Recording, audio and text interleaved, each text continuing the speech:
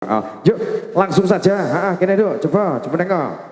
Jantenan koyo ilang guys satset buat langsung saja kembali menemani untuk bareng-bareng bersama dengan GM Budaya. Ajaran tadi, ajaran tadi, sing numpak doro bei, sing ireng para mantri, ajak non, ajak dong gede.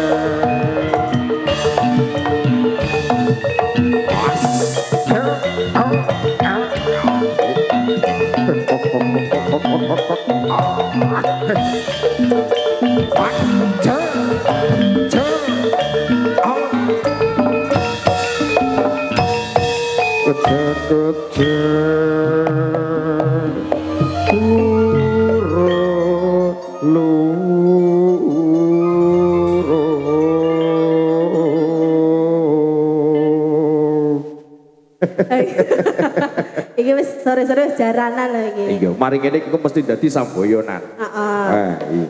Iku Bima iki iki.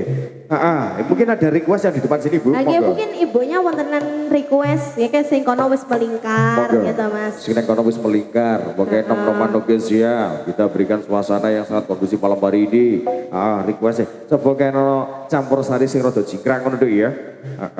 Wis ora dadi mengapa sing penting iki jingkrak. Awake dhewe iki regengake swasana tansaya gayeng bengi iki ana ing dalemipun Kang Mas Budi Keluarga paringan libur apa dek sesarengan GM Budaya Campur Sari Oslonya Indonesia di bawah naungannya Adekku Anggi melayani betul. Campur Sari Elektron Plus Orkes Dangdut dan juga untuk hiasan tenda, meja, kursi, gerabah ataupun panggung dan juga pastinya ada hiasan yang sangat indah yaitu dekorasi bahkan rental audio kondang monggo bisa menghubungi SDH Pro Audio dari kawasan kota Gampeng Campur Darat punya. SDH ya Mas ya?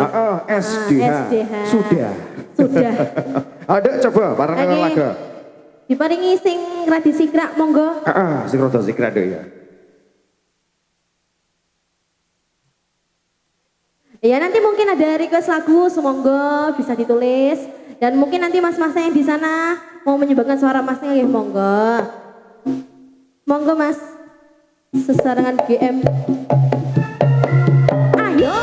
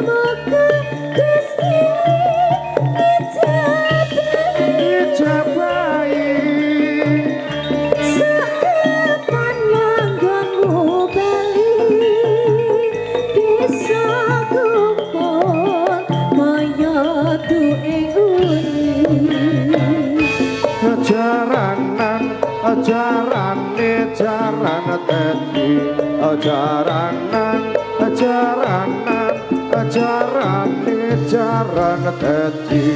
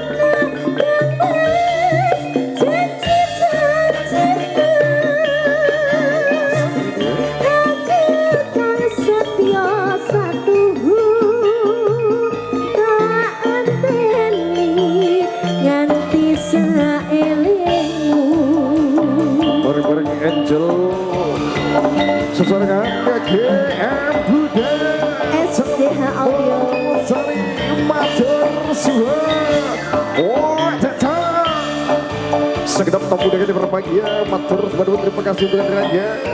Selamat menikmati hidangan dan juga menikmati hiburan di kesempatan malam hari ini di kediaman beliaunya Kapas Bugis Keluarga.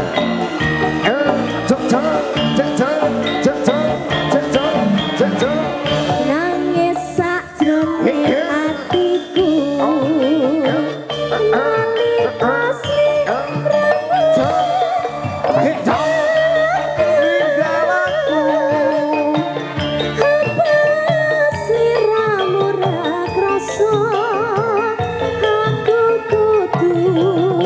sambat karo sapa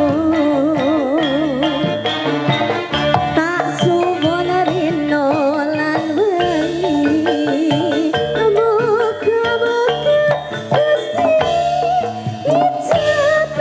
ijabahi sakapan anggonmu bali bisa kumpul kaya ing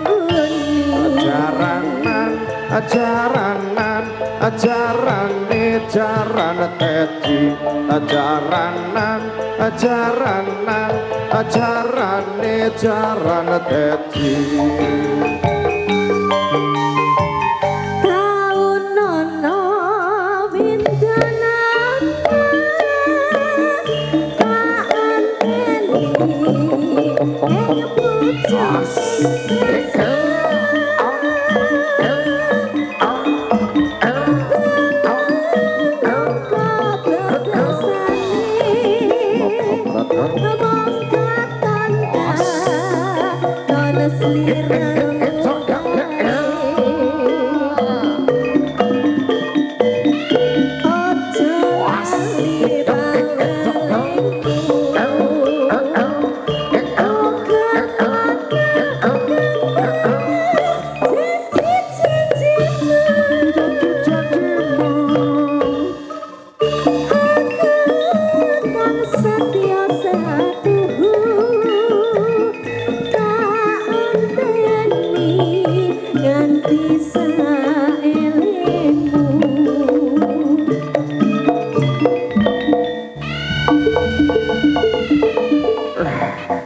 Angges tunggal tembang ninggal katresnan Kang Mas.